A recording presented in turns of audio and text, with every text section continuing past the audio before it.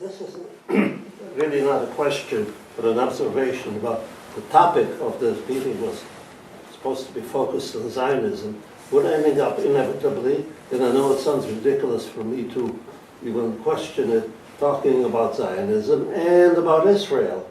And I think that if we try to refocus on Zionism for a moment, which is supposed to be our main topic, and remember that in November 1897, a Viennese journalist convened a Congress in Basel, and at the end of which he said there should be a Jewish state in Palestine, which was a mind-bogglingly revolutionary, earth-shaking thing to say in 1897. And he then added, it won't happen in the next 5 years, but if you will, 50 years from now it will be a reality. And he was 1 year off. And the question is, this is the basic question at this point in time, which some of you have tried, you've tried to point at it in your question, is Zionism. Forget about the policies of the state of Israel. If I were living in Israel, I would be working furiously against the re-election of Benjamin Netanyahu, but that's another story. That has nothing to do with Zionism. The question is the idea of Theodor Herzl that the Jewish people should have their own country in Israel, is that an idea that is valid or not? And do we wish to subscribe to or not? That's all. Thank you. And the question about do we believe, I'm sorry, your question about Herzl, do we support Herzl's idea? I think really, I guess the question is, does it matter? Because Israel exists.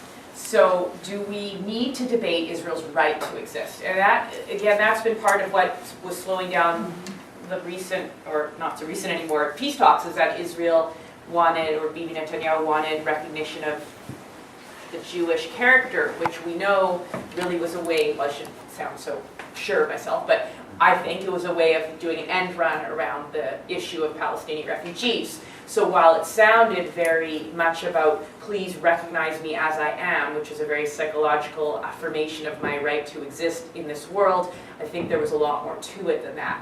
So I think in a sense, I personally support it, but again, if I weren't Jewish, would I support it? I mean, do you sometimes think it's a bit weird when the Stand With Israel people put up Palestinian citizens of Israel or other Arabs and they call themselves Zionists? It's a little weird, maybe. Like, I sort of wonder what's really going on here. In a perfect world, we would all adopt the national monikers of every movement, so we could help every group aspire to its collective self-realization. But I don't know how necessary that is. Anyways, I tend to agree with Mira here that although it's nice the way you put the question about Herzl, I just think that it really it's not relevant because the state exists. It exists, and there's something about continually having to go back and ask well, should it really exist, and we want other people to affirm that it exists.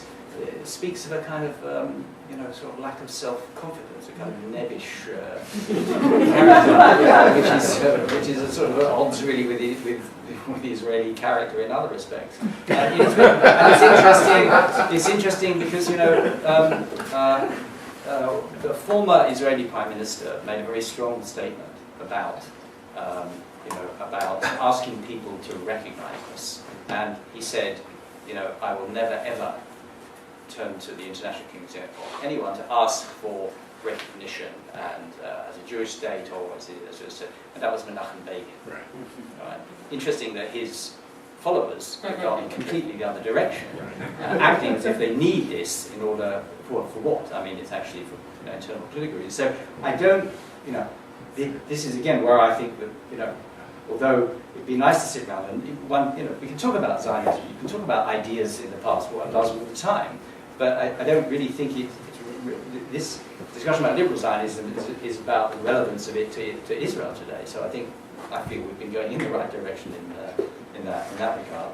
So, I mean, on the question of whether Herzl's vision is relevant, on the one hand, yes, I agree that it's anachronistic because there is a state, but I actually think there's another kind of, I think there's another kind of debate about Zionism that actually in some ways is relevant because it doesn't have to do with the state, and that's from the tradition of Herzl's great rival, Echad Ha'am. You know, one of the things I think is interesting, I think, you know, the idea of being a Zionist and the idea of supporting a Jewish state are not exactly the same, right? I mean, there's a non-statist Zionist tradition too, right? You may have to answer the difficult question of how you're going to maintain this large Jewish population doing all these culturally exciting things without a state. But I think actually it's a debate. I think it's an interesting debate, especially for those people who don't believe in the idea of a Jewish state. Do they want to claim this cultural Zionist tradition, and how do they imagine it? I could imagine one person, it wouldn't be me because I'm a political and a cultural Zionist, but I could imagine someone making a strong argument, making the argument they are a cultural Zionist, but they don't want a Jewish state. And I think it's particularly valuable because when you look at the way in which in the American Jewish kind of organizations, the way they kind of shut down debate and decide who gets to speak and who doesn't speak, they don't even recognize that this alternative exists, right? You know, that one could be a Zionist and want a secular binational state. So I think it's an important discussion to have. I have a question, maybe it's an observation. It seems like there's two ideas of the state being discussed. One is the kind of the state of the one or two state solution or federation, etc., which seems to be, especially in the one and two state debate, a kind of interventionist idea of a state. So. Okay, well, we know that some of the most eloquent voices on this conflict have come from comparative literature. So they're, again, a humanistic approach to politics. But that's just coincidence. Okay, because in political science, we talk about the state vis-a-vis its citizens. And then we also, those are like comparative politics, and then international relations scholars look at the state as a member of an international system. So it kind of depends what lens. Is that what you're asking? The history of one and two state solutions is a history of, that is congenital to a history of imperialism. So let's say British India, Bengal, Ireland, etc. The history of civil rights seems to be a very different history. So it seems that there are two different genealogies of the state being discussed. Okay. Bottom up versus top down, that we're talking about engineering how... Well, yeah, I like what Nasser said here, this difference between sort of top down and bottom up. Europe put it. Because yes, indeed, I mean, what I'm advocating, that you know, the best direction to go now is to think about equal rights and then how to achieve that. That is obviously a bottom up. So it's not, no one is going to come in and give that to people. You know, there is a sense in which some of the people, some Zionists, some liberal Zionists, talk about it in that way, as if to say, you know, oh yeah, we want the Palestinians to have equal rights, we will give it to them.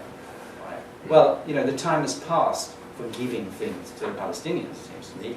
Palestinians, Israelis have got to take things for themselves in this regard, in civil rights, by, if it was at all possible, and I think this is partly the answer to your question, trying to create a movement on the ground, from the ground up, to achieve these equal rights. And I have, you know, I'm slightly involved in an initiative, well, I'm sort of a bit distant from it, but I know about it, and I'm kind of connected to it, where Palestinians and Israelis are talking about doing just such a thing. Actually, they've gone public in a presentation that they made to the European Parliament. It's called Alternatives to Partition, and people like Sam Bahur and Bashir and others in Al-Rahboub on the Israeli side, and Ahmed Klein and so on. Are involved in this, and they're trying to persuade, they're trying to build up some consciousness of this idea that there should be a bottom-up struggle for rights, and that's the only thing I can offer. I mean, I really think that there's a fairly desperate situation at the moment, and that, you know, how, because of what I've described as the de facto one state, how you renewal, you know, how the Americans have failed utterly to be able to move with Israel, you know, to talk about, well, what kind of things can be done to move things forward. I think that there is hope in the idea of a bottom-up equal rights movement, and I think that there are, you know, that there are people who are moving behind that. Is the sort of the role of the neoliberal economics in Israel and the